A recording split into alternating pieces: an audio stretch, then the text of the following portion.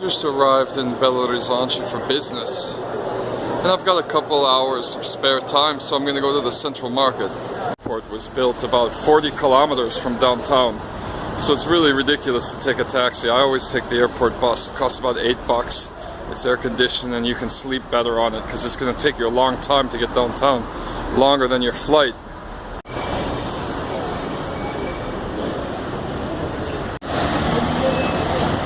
Belo Horizonte is the third largest city in Brazil.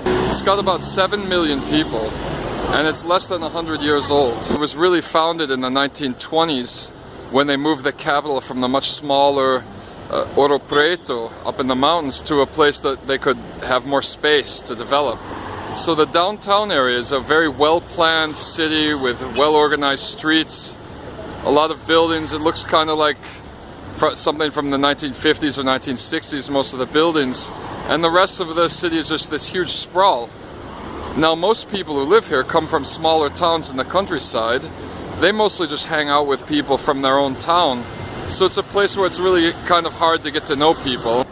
Even though I'm just here for a little while like I am today, what I usually like to do is go straight to the central market and look for a good bottle of cachaça and a cheese.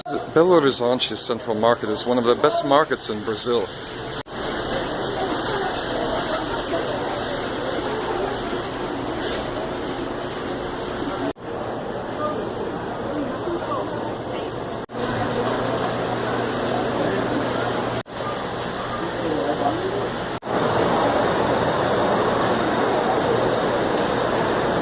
The biggest dairy state in Brazil, and it's famous for its cheeses.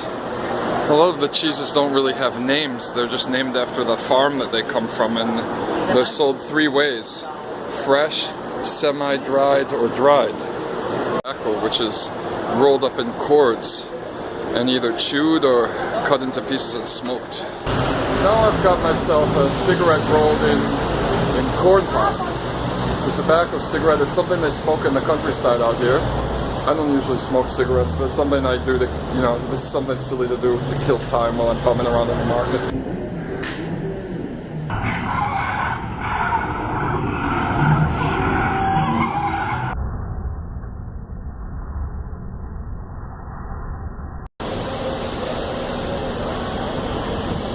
Kind of harsh.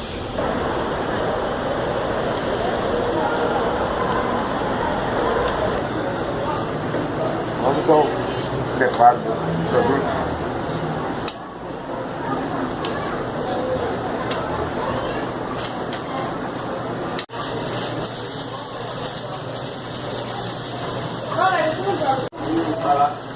Pode ser bom? Pode. This vegetable called gelo is basically in English it's called scarlet eggplant.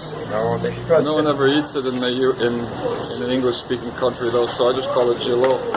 It's very bitter.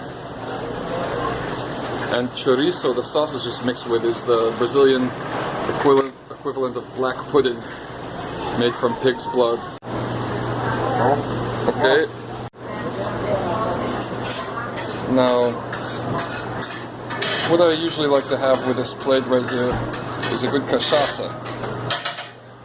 The three best towns in Minas Gerais for cachaça are Salinas, Januária, and Buenópolis. Buenópolis is like the least known, so I'm going to get a cachaça from Buenópolis.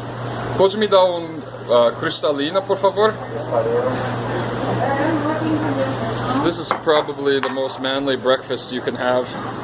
These cachaças they sell in tiny shot glasses in Rio and São Paulo for like 10 reais, and here you get a half cup full. That's the average shot size. And I like a white cachaça like this because it generally means that it's unaged. It's right out of the still.